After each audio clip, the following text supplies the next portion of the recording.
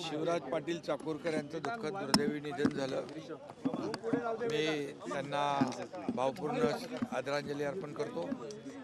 शिवराज पाटील चाकूरकर हे लोकसभेचे अध्यक्ष म्हणून त्यांनी कामगिरी केली, अनेक पदं त्यांनी भूषवली। काँग्रेसचे ज्येष्ठ पदाधिकारी म्हणून त्यांनी काम केलं। राजकारणामध्ये त्यांच्या जाण्याने एक राजकीय पोकळी न भरून येणारी निर्माण झाली। मी त्यांना पुन्हा एकदा आदरांजली अर्पण करतो। हे दुःख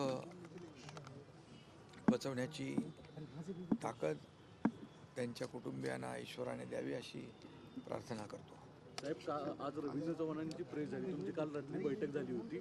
महायुती सगळीकडे करायचं असं स्वरूपाचे सूत्रवाचक केलेत आणि काही ठिकाणी कमिटी देखील केली जाणार आहे। कशा पद्धतीची ही समिती कार्यान्वित असेल?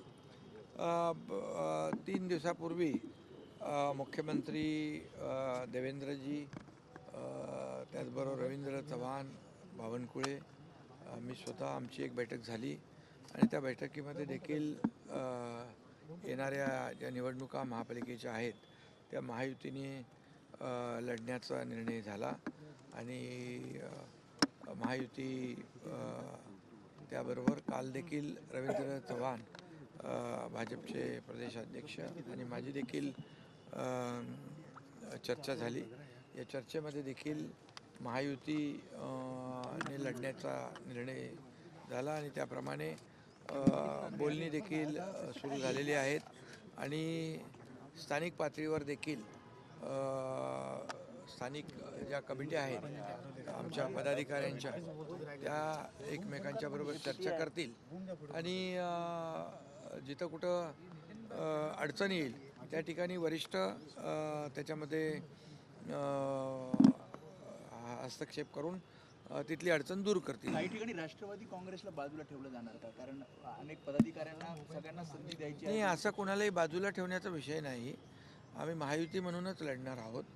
त्यामुळे ही आता चर्चा सुरू झालेली आहे स्थानिक पातळीवर देखील आणि आमच्या वरिष्ठ पातळीवर देखील। त्यामुळे महायुतीच निवडणूक मजबूतीने लढेल आणि आपल्याला माहीत आहे की गेल्या 2.5 वर्षाचा मुख्यमंत्रीपदाचा माझा काळ आणि आता आमची सेकंड इनिंग देवेंद्रजींची, यामध्ये 3.5 वर्षाच्या कारकिर्दीमध्ये या महाराष्ट्रामध्ये जे विकासाचे प्रकल्प, लोकाभिमुख कल्याणकारी योजना हे लोकांच्या समोर आहे, महाराष्ट्राच्या जनतेच्या समोर आहे आणि त्यामुळे आम्ही कामाच्या जोरावर, विकासाच्या अजेंड्यावर, विकास हा आमचा अजेंडा आहे आणि म्हणून याच विकासाच्या अजेंड्यावर आम्ही ह्या निवडणुका लढणार आहोत आणि महाराष्ट्रातली जनता सुज्ञ आहे, काम करणारे लोक आहेत, त्यांच्या निर्णय घेणारे लोक आहेत, त्यांच्या मागे उभे राहतील आणि महायुती सरकारने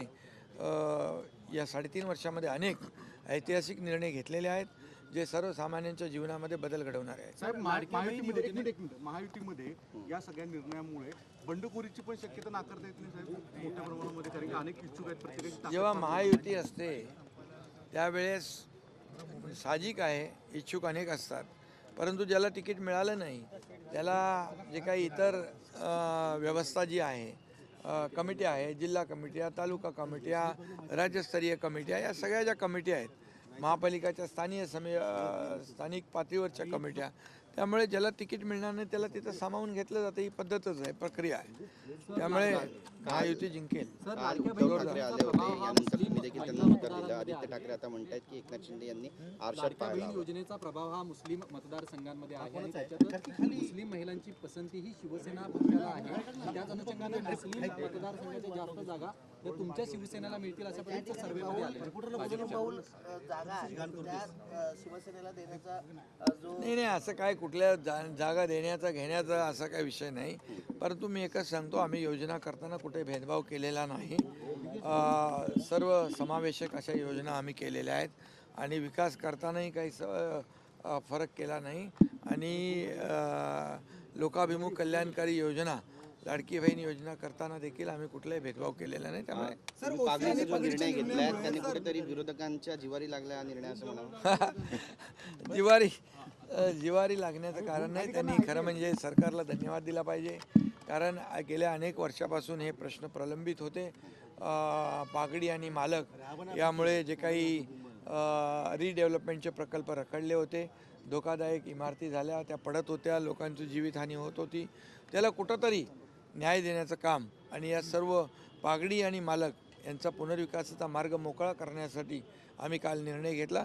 यामध्ये मालक जे आहेत आणि जे पागडीधारक आहेत त्यांना दोघांनाही आम्ही त्यामध्ये न्याय देण्याचा ठरवलेला आहे आणि म्हणून पागडीमुक्त मुंबई अशा प्रकारचं जे लोकांची अपेक्षा होती ती देखील या ठिकाणी दूर होईल. पागडीमुक्त मुंबईच्या बाबतीत आदित्य ठाकरेंनी असं म्हटलंय की हे बिल्डर धाडजीनं सगळं निर्णय हा घेण्यात आलेला आहे आणि बिल्डरांना या सगळ्या जागा द्यायच्या अशा पद्धतीची टीका केली.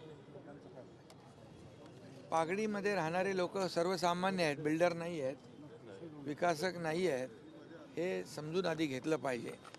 आणि ज्यांना कायम बिल्डरांचीच भाषा समजते त्यांच्याबद्दल काय बोलणार.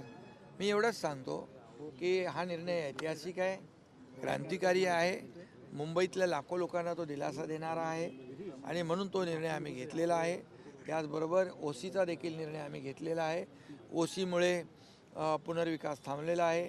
त्यामध्ये विजेचं पाण्याचं बिल निवासीला दुप्पट असतं, व्यवसाय कमर्शियलला चौपट असतं. त्याचबरोबर ट्रान्झॅक्शन होत नाहीत, खरेदी विक्री होत नाही, बँकांची लोन मिळत नाहीत, पुनर्विकासामध्ये अडथळे येतात. त्यामुळे ओसीचा जो गेल्या अनेक वर्षापासूनचा प्रश्न आहे, 28,000 केसेस प्रलंबित आहेत आणि म्हणून 28,000 इमारती आणि ह्या जवळपास 13,000-14,000 इमारती ज्या आहेत पागडीच्या, या लाखो लोकांना हा दिलासा आहे. त्यामुळे विरोधकांच्या पायाखालची वाळू सरकली आहे. आता काय होणार?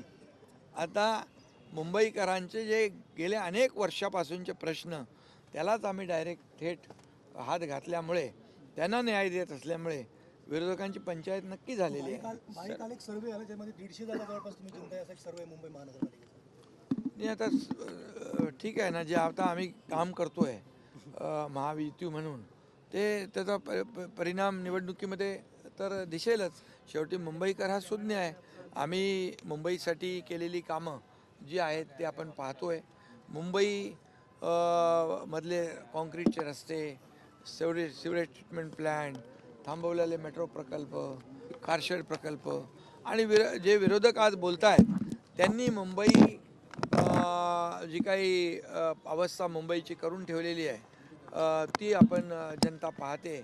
त्यामुळे मोठ्या प्रमाणावर SRA प्रकल्प क्लस्टरच्या माध्यमातून, धोकादायक इमारती क्लस्टरच्या माध्यमातून मुंबई बाहेर फेकला गेलेला मुंबईकर पुन्हा मुंबईमध्ये आणण्याचं काम जे आम्ही म्हणतोय ते आम्ही करून दाखवतोय. त्यामुळे हे विरोधक आता त्यांना पराभव समोर दिसू लागलेला आहे. त्यामुळे हे असे आरोप प्रत्यारोप होतील. त्याच्याकडे आम्ही लक्ष देत नाही. मुंबई ठाण्यात महापौर कुणाचा असेल? महापौर महायुतीचा असेल. महायुती जोरदारपणे जिंकेल.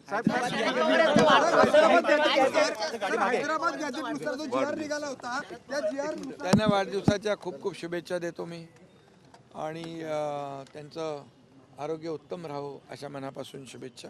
साहेब, तुम्ही दिल्लीमध्ये काही दिवसांपूर्वी अमित भाईंची भेट घेतली होती. लोकशाही मराठी ऐका, पहा, जागरूक रहा.